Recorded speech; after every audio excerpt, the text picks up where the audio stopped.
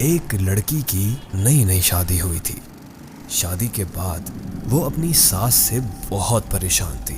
ساس ہر وقت اس کی برائیاں کرتی رہتی تھی، اسے اپنی زندگی زہر لگنے لگی تھی۔ آخرکار اس نے یہ فیصلہ کیا کہ اب وہ مزید اپنی ساس کا یہ رویہ نہیں برداشت کرے گی۔ چنانچہ وہ ایک حکیم صاحب کے پاس گئی اور انہیں سارا ماجرا بتایا اور ان سے کہا کہ وہ اس کو تھوڑا سا زہر دے دے تاکہ اس کا مسئلہ ہمیشہ ہمیشہ کے لیے ختم ہو جائے۔ حکیم صاحب نے تھوڑی دیر کے لیے کچھ سوچا اور پھر کہا، اس مسئلے کو حل کرنے میں تمہاری مدد کروں گا، لیکن تمہیں میری ایک شرط ماننا پڑے گی۔ جیسا میں تمہیں کہوں گا تمہیں ویسے ہی کرنا ہوگا۔ وہ اس بات پر راضی ہو گئی۔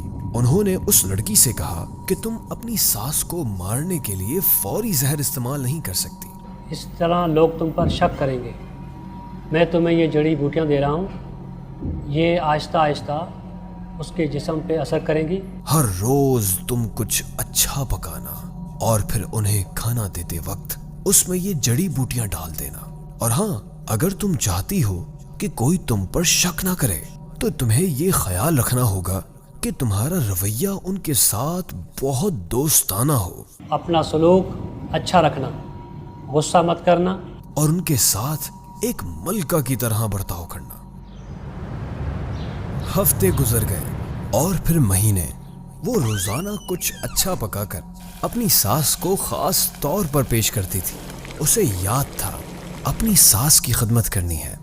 6 مہینے اسی طرح گزرے، پھر گھر کا نقشہ بدل کے رہ گیا۔ لڑکی نے کوشش کر کے اپنے غصے پر قابو کرنا سیکھ لیا تھا۔ اس کی ساس کا رویہ بھی اس کے ساتھ بہت بدل گیا تھا اور وہ بھی اپنی بہو کو اپنی بیٹیوں کی طرح پیار کرنے لگی تھی۔ پھر ایک دن وہ دوبارہ حکیم صاحب کے پاس آئی اور ان سے کہنے لگی کہ آپ مجھے کوئی ایسا طریقہ بتائیں جس سے میں اپنی ساس کو اس زہر سے بچا سکوں جو میں نے انہیں دیا ہے۔ وہ بہت بدل گئی ہیں اور میں نہیں چاہتی کہ وہ اس زہر کی وجہ سے مر جائیں۔ حکیم صاحب مسکرائے اور کہنے لگے کہ تمہیں فکر کرنے کی ضرورت نہیں ہے، میں نے زہر دیا ہی نہیں تھا۔ اصل میں وہ جڑی بوٹیاں تھیں جو وٹامن کی تھیں، تاکہ ان کی صحت بہتر ہو جائے۔ زہر تو صرف تم دونوں کے دماغ اور تمہارے رویوں میں تھا، وہ سب تم نے اپنے پیار سے ختم کر دیا۔